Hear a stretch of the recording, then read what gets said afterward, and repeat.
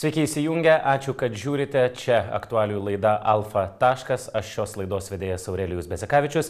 Ir šį kartą pasikalbėsime apie nerimą tvyrantį tarp žmogaus teisių gynėjų ir nevyriausybinių organizacijų. Iš kur atsirado šis nerimas, reikia turbūt kalbėti apie vieną pastaruoju metu įvykusį sprendimą. Tai Teisingumo ministerijoje, Teisingumo viceministre tapo Kristina Zamarytė-Sakavičienė, valstiečių politikė. Ir tai yra politikė, kuri yra žinoma kaip aktyviai pasisakiusi ir pasisakanti prieš LGBT žmonių teisės, prieš abortus, tai yra už abortų draudimą, taip pat prieš Stambulo konvenciją ir kitus su žmogaus teisėmis susijusius dalykus. Tai žmogaus teisų srityje veikiančios organizacijos jau ir anksčiau išsakė šį savo nerimą ir prieštaravo, kad toks žmogus galėtų būti ministerijoje, arba tiksliau kalbėjo apie tai, kad tai gali trukdyti žmogaus teisėms Lietuvoje. Dabar tos pačios organizacijos kreipėsi į premjerę Ingą Ruginienę, prašydamos iš Teisingumo ministerijos perimti dalies žmogaus teisų klausimų sprendimą. Tai apie visą tai mes šiandieną pasikalbėsime su Lietuvos žmogaus teisų centro vadove Jūrate Juškaite. Sveiki. Labą dieną. Tai Jūrate, gal iš pradžių pradėkime nuo to, tie pagrindiniai klausimai, kurie labiausiai turbūt jums kelia nerimą. Kokie jie yra? Tie pagrindiniai klausimai, žinoma, yra susijęs su to, kas yra Teisingumo ministerijos kompetencijoje. Tai yra Konstitucinio teismo nutarimo dėl partnerystės, kuris buvo priimtas šių metų balandžio mėnesį įgyvendinimas. Mes žinom, kad Teisingumo ministerija yra pavesta parengti pataisas, kuriomis būtų gyvenimas Konstitucinio teismo nutarimas. Taip pat visuomenė galbūt šiek tiek mažiau žino, tačiau ES yra priėmusi tokią direktyvą, kuri vadinasi ES direktyva dėl smurto prieš moteris ir smurto artimoje aplinkoje, kuri iš esmės savo turiniu arba savo problemos, sakykime, tuo, ko bando spręsti, iš esmės yra panaši arba remiasi Stambulo konvencija, ką yra ratifikavusi ES, o Lietuva to nėra ratifikavusi ir Teisingumo ministerija neturės perkelti visos direktyvos, tačiau Teisingumo ministerijos domėn arba žinion keliaus dalykai arba klausimai, kurie yra susijęs su baudžiamojo kodekso pataisomis. Tai tas mus neramina. Ir taip pat, aišku, neramina seniai iš tikrųjų nesprendžiamas ir negebamas įvairių politinių valdžių spręsti klausimas, tai yra translyčių asmenų padėtis. Ir tai, kad dar 2007 metais Lietuva buvo Europos žmogaus teisų teismo įpareigota priimti lyties tapatybės pripažinimo įstatymą. Ir, tokį, sakykime, pagrindinį, tokį šiek tiek abstraktesnį dar vieną klausimą pridėčiau. Tai yra, mes žinom, kad tiek dabartinė Teisingumo ministerijos vadovė, tiek jūsų paminėta viceministrė labai aiškiai argumentuoja, arba tiksliau pasisako, kad jų argumentai dažnai kyla iš religinių įsitikinimų ir konkrečios konfesijos arba priklausimo konkrečiai religiniai bendruomeniai. Tačiau vis dėlto Teisingumo ministerija ir darbas tokioje pozicijoje reikalauja religinio neutralumo, buvimo teisingoms tiek religingiems žmonėms, tiek nereligingiems žmonėms, tiek vienom konfesijom priklausantiems žmonėms, tiek galbūt kitoms arba išpažįstantiems apskritai kitas religijas, ko mes Lietuvoje turim.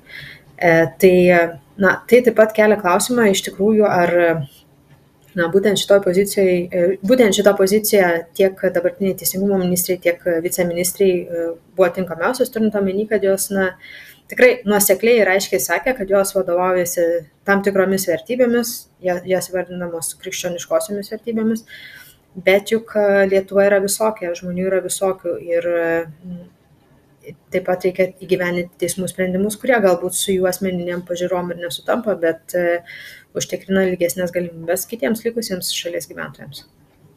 Bet tie klausimai, kuriuos jūs išvardinote, jie Lietuvoje ne pirmą dieną jau yra nesprendžiami. Tai tas jūsų kreipimasis į premjerę, tai vis dėlto yra susiję būtent su ministerijos vadovybė, tai yra naujaja ministrė, naujaja viceministrė. Ar tai jau tiesiog yra perpildyta, sakykime, kantrybės taurė dėl to, kad, kaip ir minėjau, tie klausimai jau kurį laiką nėra išsprendžiami? Aš su jumis sutikčiau, kad translyčių asmenų klausimas tikrai yra ilgą laiką nesprendžiamas nuo 2007 metų ir praėjusi valdžia padarė šiek tiek tam tikrų žingsnių tam, kad translyčių asmenų padėtis palengvėtų, jeigu galima sakyti taip visuomeniai, kad žmonės lengviau gautų paslaugas, kurios jiems yra reikalingos, bet iš esmės šito klausimo neįsprendė ir dabartinė valdžia šitą klausimą taip pat paveldėjo. Tačiau, kai mes kalbame apie kitus du klausimus, tai ES direktyva, tai yra priimta prieš nepilnus 2 metus, ją perkelti į savo teisinę sistemą valstybės turi 3 metus. Lietuva kol kas šito vietoje nėra padarius labai didelio darbo ir per ateinančius metus matyt bus kaip tik pats intensyviausias darbas perkeliant šitą direktyvą. Ir moterų lobistinės organizacijos atliktas Lietuvos teisinės sistemos ir direktyvos palyginimas, tokia, sakykime, žiūrovams paprasčiausių būdų kalbant, nustatė, kad Lietuvoje nėra kriminalizuotos 7 smurto formos lyginant su direktyva. Daugiausia tai yra susijęs su seksualiniu smurtu ir priekabiavimu dėl lyties internete, vadinamaisiais virtualioje erdvėje vykstančiais nusikaltimais. Lietuvoje kol kas šitie nusikaltimai yra menkai arba tokioje, sakykime, pilkojoje zonoje patenka ir baudimas už juos nėra iki galo aiškus ir valstybės pozicija nėra iki galo aiški. Bet direktyva labai aiškiai numato, kad dalis nusikaltimų yra dažnai susiję ir su lytimi ir kad moteris neproporcingai dažnai nukenčia nuo tokių nusikaltimų. Todėl direktyvos perkelimas turi būti lyčiai jautrus. Ir, iš tikrųjų kyla klausimų, kaip gali perkelti arba kaip gali, ar dabartinė Teisingumo ministerijos vadovybė, politinė vadovybė, gebės atsiriboti nuo savo įsitikinimų, nuo savo pažiūrų ir padaryti tai, kas priklauso. Tai, ką mes esame įsipareigoję. Viena vertus dėl to, kad tai yra tikrai šių dienų aktualija, mes vis daugiau laiko praleidžiam internete ir vis daugiau smurto įvairiausių problemų persikelia ten. O kitas klausimas yra taip pat ir, tai yra direktyva, tai nėra kažkokia rekomendacija arba kažkoks teisės aktas, kuris nėra valstybei nariai privalomas. Jeigu valstybė neįgyvendina savo įsipareigojimų, mes žinom, kad yra pradedamos procedūros prieš valstybę. Ir paskutinis klausimas dėl partnerystės. Taip, tikrai kaip Konstitucinis teismas balandį ir konstatavo, politikai Lietuvoje buvo civiliniam kodekse pažadėję partnerystės institutą daugiau negu prieš 20 metų. Ir tai, kad jie nesugebėjo to įstatymo priimti ir išspręsti šito klausimo, Konstitucinis teismas pasakė, kad žiūrėkit, žmonės taip teisiniai valstybei dalykai nevyksta. Tai yra vis dėlto tam tikras svarbus pokytis ir kai mes jau kalbam šiuo metu apie partnerystės institutą, mes nekalbam apie kažkokius vertybinius pasirinkimus. Mes iš esmės, klausimas ant stalo yra toksai, ar šita valstybė įgyvendins savo pačios Konstitucinio teismo nutarimus, kitaip tariant, ar vykdys teismo sprendimus. Tai manyčiau, kad truputėlį keičia situaciją nuo to lyginant, jeigu šita konkreti ministerijos vadovybė būtų buvusi paskirta prieš metus, 2 ar 3, nes situacija iš esmės teisinė aplinka yra pasikeitusi. Ką jūs turite omeny su tuo prašymu premjeriai, prašydami perimti tą dalį žmogaus teisų klausimų? Tai kaip tai turėtų atrodyti? Kas turėtų kuruoti šitos klausimus jūsų įsivaizdavimu? Aš sakyčiau, kad tai yra labiau techninis klausimas, kurį vyriausybė gali pati išspręsti arba vyriausybės vadovė, manau, gali rasti tam techninį sprendimą. Bet iš esmės, partnerystės įstatymo pataisos, arba tiksliau pataisų paketas buvo jau parengtas prie ankstesnio ministro. Tas pataisų paketas buvo praktiškai jau bepradedantis, buvo bežengiantis žingsnį derinimo su visuomenė paleidimo ir paviešinimui to paketo. Tačiau tai neįvyko. Tai iš esmės dokumentas yra, atspirties taškas yra ir ministrė pirmininkė visiškai puikiai supranta, kad dabartinė Teisingumo ministerijos politinė vadovybė Konstitucinio teismo sprendimo vykdyti nėra nusiteikus. Ir jeigu premjerė paskyrė tai, ką paskyrė į postus, kurie yra, tai tada natūralu, kad jai iškyla klausimas, ar ne, jeigu skiria vieną, kurie nevykdys sprendimų ir kurie neįgyvendins tas, kas yra numatyta, tada turi galvoti, kaip vis dėlto pasiekti tų sprendimų ir tų rezultatų, kurių reikia. Tai perimti vyriausybės žinion, ministrė pirmininkė tikrai turi didelį patarėjų korpusą ir tie klausimai gali būti sprendžiami aukštesniu vyriausybės lygmeniu, o ne konkrečioje ministerijoje, kur tiesiog bus, manau, nieko labai nenustebinsiu pasakydama, kad mes nesitikim nieko kito, kaip pingpongo atsimušinėjimo ir kalbėjimo apie neaiškius išvedžiojimus ir tiesiog laiko marinavimo šitais klausimais. Ir dabartinė teisingumo ministrė, ypač konkrečiai dėl partnerystės, jis pasisakė, kad galvotų palaikyti artimo ryšio įstatymą, nors artimo ryšio vadinamasias pataisas, nors Konstitucinis teismas aiškiai pasakęs, kad toks variantas prieštrautų Konstitucijai. Tai mes nematom prasmės, kam tą laiką gaišti, kam tą atstą galinti. Yra problemos, jas reikia spręsti ir mes prašom ministrės pirmininkės šiuo atveju asmeniškai ieškoti tų sprendimų, nes tai yra žmogus, dėl kurios įvyko tie paskirimai, kurie įvyko, arba tiksliau, jie leido jiems įvykti. Premjerė apie partnerystės įstatymo projektą jau pasisakė, jis sakė, kad jeigu jis neteina iš teisingumo ar neteis iš teisingumo ministerijos, tai vienokiu ar kitokiu būdu jis vis tiek ras kelią į Seimą, tai čia mes galime įsivaizduoti, ar ne, kad tai turėtų būti pačių Seimo narių iniciatyva. Kaip Jūs galvojate, gal tada ir nevyriausybininkams, žmogaus teisių gynėjams reikėtų akcentuotis būtent į šitą dalį, kaip dirbti su Seimo nariais, kad per juos atsirastų šitas įstatymo projektas, jeigu manote ar ne, kad iš teisingumo ministerijos tokių iniciatyvų neverta tikėtis? Iš teisingumo ministerijos, aš kaip minėjau, esu skeptiška, bet vis dėlto tai nenuima atsakomybės vyriausybei kaip viena iš mūsų valdžios institucijų. Seimas yra pavedęs būtent vyriausybei parengti įstatymo pataisas ir įgyvendinant Konstitucinio teismo nutarimą. Tai, aišku, pirmiausia, kyla klausimas apskritai, kaip teisiškai tai spręsti, nes iš esmės viena valdžia sako: Labą dieną, jūsų darbas yra parengti pataisas, kurios įgyvendintų Konstitucinio teismo nutarimą. Kita valdžia sako, kad, žinot, mes galbūt apie Konstitucinio teismo nutarimą turim atskirą nuomonę ir mes nematom poreikio to Konstitucinio teismo nutarimo įgyvendinti. Tai čia yra pirmas klausimas, kuris kyla ir kurį, manau, vyriausybė ir vyriausybės vadovai konkrečiai reikia spręsti ir reikia galvoti, kaip atrodo tai visuomeniai, kaip apskritai mes galim kalbėti apie teismus darbo gerbimą. Nes jeigu aš dabar ateičiau ir pasakyčiau, jeigu man, pavyzdžiui, teismas skirtų baudą ir sakyčiau, žinot, mano įsitikinimai yra vis dėlto kitokie, tai gal aš tos baudos nemokėsiu. Tai mes suprantam, kad taip dalykai su paprastais žmonėmis nevyksta, ar ne? Tai tokie dalykai matyti neturėtų vykti ir sprendimų turėtų būti ieškoma ir vyriausybės lygmenyje. O taip pat aš noriu nepamiršti ir tų kitų klausimų, tai yra konkrečiai direktyvos perkelimo klausimas.